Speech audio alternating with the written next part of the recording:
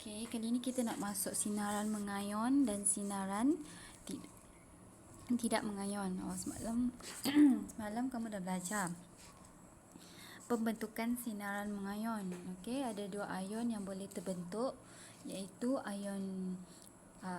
kation, pembentukan ion positif, dan anion, pembentukan ion negatif. Okey, itu mengayon. Okey, sinaran ni ada dua jenis. Satu mengayon, satu tidak mengayon. Okey, kita tengok dulu apa itu sinaran mengayon. Okey, sinaran mengayon. Okey, apabila suatu sinaran seperti sinaran radioaktif, dia melimpasi udara dan menghasilkan ion positif dan ion negatif, sinaran ini dikenali sebagai sinaran mengayon. Contoh dia kan. Okey, ini molekul udara neutral. Okey, bila ada zarah beta ni adalah pada sinaran radioaktif. Okey, bila dia lalu di udara, okey, dia akan mengayon, dia akan membentuk ion positif. Ada, tengok ni neutral. Okey, bila dia mengayon, dia akan membentuk ion positif dan ion negatif. Okey, dia akan kehilangan tenaga. Bila dia membentuk ion positif dan negatif ni, kita kenali sebagai sinaran mengayon. Okey, kita tengok dulu apa contoh dia. Okey, kalau sinaran tidak mengayon, dia adalah sebelah sini. Contoh dia gelombang frekuensi sangat rendah, gelombang radio, infrared ataupun inframerah, gelombang mikro. Okey, semua ni adalah sinaran tidak mengayon. Okey, apa pula sinaran yang mengayon? Sinaran membentuk ion positif dan negatif, iaitu sinaran ultraungu, sinar X dan sinar gamma. Itu adalah sinaran mengayon. Okey. Okey, kita tengok apa jenis, kita tengok 3 jenis sinaran mengayon yang famous lah. Okey, terdapat 3 jenis sinaran radioaktif yang mempunyai sinaran mengayon. Okey, iaitu kena ingat alfa 1, beta 2, ada satu lagi kita tengok gamma. Okey, apa beza ketiga-tiga ni? Kita tengok satu persatu. Ingat jenis sinaran mengayon iaitu sinaran radioaktif ada 3 jenis, alfa, beta, gamma. Apa beza ketiga-tiga ni? Okey, yang pertama kita tengok dari segi sifat semula jadi. Sifat semula jadi bagi sinar alfa adalah nukleus helium. Okey, kalau beta elektron yang berhalaju tinggi. Kalau sinar gamma dia adalah gelombang elektromagnet. Itu sifat semula jadi dia. Okey, kita tengok cas zarah dia. Kalau sinar alfa, cas dia adalah positif, beta adalah negatif dan sinar gamma adalah neutral. Okey, kuasa pengayonan dia. Okey, kita tengok macam mana dia punya kuasa bila dia nak mengayon tu. Sinar alfa adalah tinggi, sinar beta adalah sederhana dan sinar gamma dia adalah rendah. Okey, kita tengok pula kuasa penembusan dia. Okey, kamu tengok kalau ada sinaran, kamu tahu kan sinaran ni kan? Sinaran ni contoh dia sinar matahari, macam tu jugalah. Ni adalah sinaran radioaktif. Okey, kalau alfa ni A ni. Ni simbol ya, ni ingat simbol ni. Alfa ni dia macam A, beta macam B, gamma dia macam Y. Okey, tengok ni. Kalau alfa, kuasa penembusan dia adalah rendah, iaitu dia tak boleh menembusi, dia hanya boleh sampai kertas sahaja. Okey. Kalau beta, okey, beta ni kuasa penembusan dia adalah sederhana, iaitu dia boleh dihalang, okey, sinaran dia boleh dihalang menggunakan aluminium. Kalau kita letak aluminium dia tak akan tembus lagi dah. Itu beta. Tetapi beta ni boleh menembusi kertas cuma dia tak boleh menembusi aluminium. Tetapi kalau gamma, okey, gamma kuasa penembusan dia adalah sangat tinggi. Okey, sangat tinggi. Okey, dia boleh tembus kertas, dia boleh tembus aluminium, tapi satu je dia tak boleh tembus. Dia tak boleh menembusi plumbum. Itu semua adalah beza sinar alfa, beta dan gamma.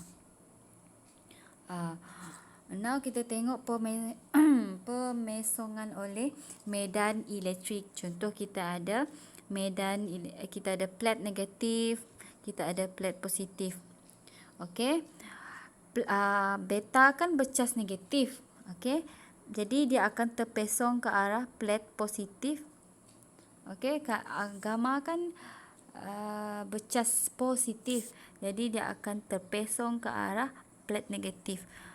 Positif akan tertarik dengan negatif. Negatif akan tertarik dengan positif.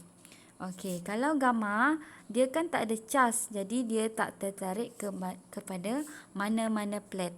Tidak tertarik kepada plat positif, tidak tertarik kepada plat negatif. Okey. Now kita tengok apa beza dari segi pemesongan medan magnet. Okey. Kita magnet ni kan ada selatan, ada utara. Okey, bila kita masukkan sinaran radioaktif, okey, alfa dia akan ke atas ke arah selatan. Okey, beta dia akan ke arah utara dan gamma dia akan lurus sahaja.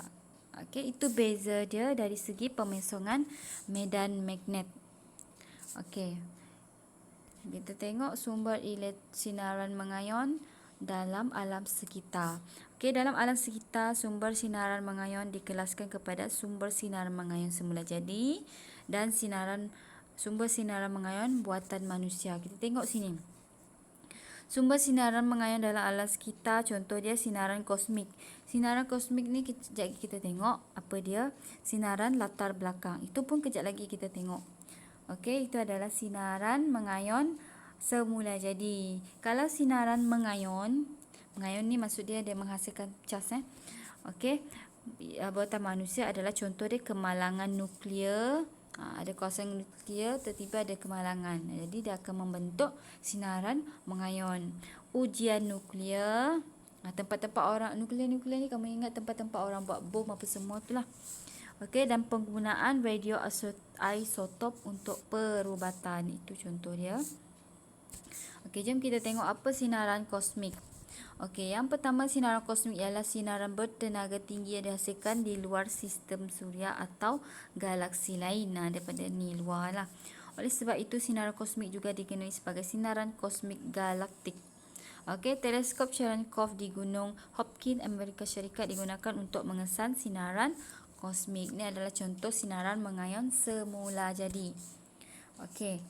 Now kita tengok apa itu sinaran belakang. Sinaran latar belakang terdiri pada pelbagai jenis sinaran mengayon dalam alam sekitar. Okey, sinaran latar belakang dihasilkan daripada pelbagai sumber, termasuklah sumber semula jadi dan sumber buatan manusia. Okey. Sinaran kosmik, contoh dia. Sinaran kosmik, keradioaktifan persekitaran pada bahan radioaktif semula jadi, sisa radioaktif daripada kemalangan nuklear dan ujian nuklear, radioisotop daripada perubatan. Okey. Kita tengok pula apa unit pengukuran dos sinar latar belakang. Okey, kamu pernah dengar dos kan? Contoh kamu pergi hospital, antibiotik, dos ni macam tu. Okey, sinaran juga dia ada unit pengukuran. Okey. Sinaran mengayon diserap ke dalam badan manusia akan merosakkan sel badan. Sinaran mengayon ni kan dia membentuk positif negatif kan? Dia sebenarnya dia diserap bila kita dekat dengan sinaran ni, sinaran radioaktif contoh dia lah. Dia sebenarnya tak elok. Okey, dia akan merosakkan sel badan. Oleh itu kesan biologi daripada sinaran mengayon terhadap badan manusia diukur dalam kuantiti yang dikenali sebagai dos. Okey, dos satu civilian. Okey. Satu sievert. Okey, dos satu sievert adalah bersamaan dengan 1 joule tenaga sinaran mengayon diserap 1 kilogram tisu hidup. Okey. Unit pengukuran dos sinaran latar belakang yang lazim digunakan adalah mikrosievert per jam. Maksudnya dalam 1 jam berapa mikrosievert dia boleh diserap masuk ke dalam badan manusia. Okey, apa alat dia? Okey, alat pembilang Geiger. Okey, tengok ni dia punya alat. Okey, kita tengok pula apa dos sinaran latar belakang yang selamat. Yang ni dia selamat. Okey, dos sinaran belakang yang selamat adalah dia kurang daripada 0.2 mikrosievert per jam ialah arus normal dan arus selamat. Okey. Tengok kurang ni semua adalah arah selamat. Okey. Contoh dia ni TV ataupun komputer dia ada juga menghasilkan sinaran mengayon, tetapi dia punya dos tu adalah kurang, jadi dia selamat. Macam tu juga dengan gambar foto sinar X. Okey, ni kalau kamu pernah pergi X-ray, dia selamat lah, tapi tak boleh selalu sangat. Macam tu. Okey, seterusnya merokok. Rokok pun ada sinaran radioaktif dia. Dalam tu kan ada banyak jenis bahan kimia. Pun dia selamat juga, tapi tak bolehlah selalu sangat. Bangunan yang ada banyak cermin ni pun menghasilkan sinaran mengayon juga, iaitu sinaran radioaktif. Dia punya dos ini. Makanan yang ada banyak bahan kimia, sama juga dia menghasilkan sinaran. Contoh dia sinaran radioaktif, tetapi dia selamat lah sebab dos dia banyak ni je. Macam tu. Alam sekitar, sinaran latar belakang, selamat juga. Penerbangan, sinaran kosmik, ni dia punya sinaran, dia selamat lah. Okey, altitude tinggi, sinaran kosmik. Okey, itu semua adalah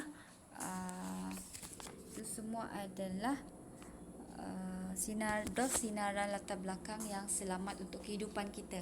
Okey, semua tu tadi, angkasa lepas, altitude tinggi, penerbangan, alam sekitar, makanan, bangunan, merokok, gambar sinar X, TV, itu semua adalah sinaran latar belakang yang selamat. Selamat. Dia mengayon. Okey, dia mengayon. Tetapi dos yang dihasilkan tu sikit. Bila sikit dia selamat lah. Macam tu. So, kita tengok apa risiko terdedah kepada sinaran mengayon semula jadi. Okey, dia risiko dia. Kalau sinaran belakang, kita tengok guna apa ni dah ke. Okey, gunakan alat pelindung. Bukannya ni. Risiko kesihatan terhadap tahap penyerapan sinaran mengayon oleh badan manusia dipengaruhi oleh dos sinaran yang diterima. Okey, kalau sinaran latar belakang, gunakan alat perlindungan yang sesuai seperti kacamata yang dipasang dengan filem anti ultra ungu, payung ultra ungu dan sebagainya. Kalau mengambil gambar sinar X, okey, dia dibuat dia selamatkan, tetapi dia mesti dibuat mengikut preskripsi doktor, mengikut arahan doktor. Kalau kamu tengok di hospital yang ambil gambar X-ray tu, dia tak suruh kita ambil gambar, sebab di situ dia ada arahan-arahan tertentu. Dia nak mengelakkan sinar tu daripada mengayon terlalu banyak. Contoh lain, televisyen menghasilkan sinaran mengayon. Okey, tapi dia kurang lah. Tapi jadi macam mana kita nak mengelakkan risiko terdedah ni? Okey, pastikan jarak pemisahan antara televisyen dengan penonton sekurangnya 1. Kamu tengok televisyen kan, pasti kan ada jarak. Bukannya sini televisyen, depan tu jugalah kamu. Tak boleh, sebab dia menghasilkan sinaran mengayon. Dia berbahaya. Jadi macam mana kita nak elak? Okey, walaupun dos dia sikit, tapi bila dalam jangka masa yang panjang,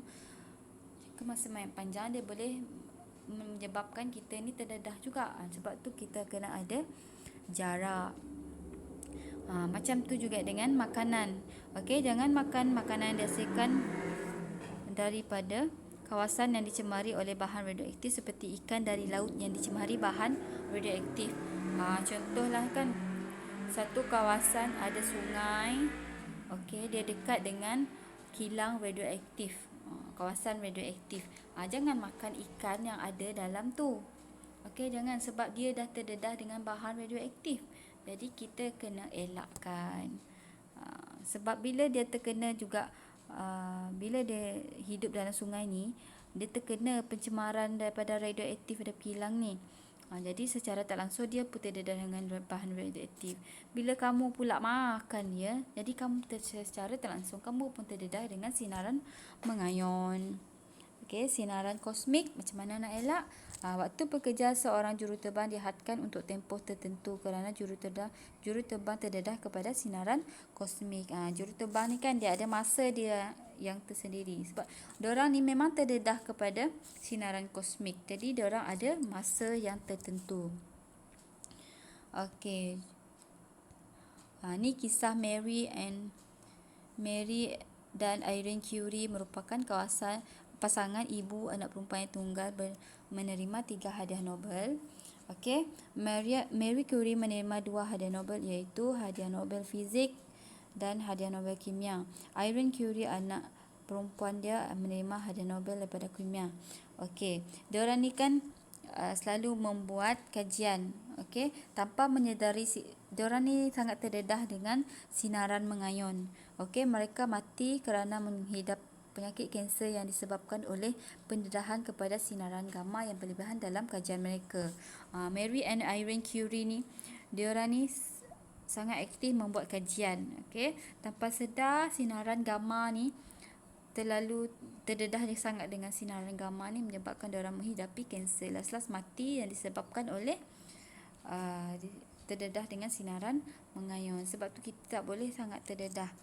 Walaupun sinaran dos sinaran tu selamat, tapi kalau boleh kita elakkan, sebab dia boleh mengganggu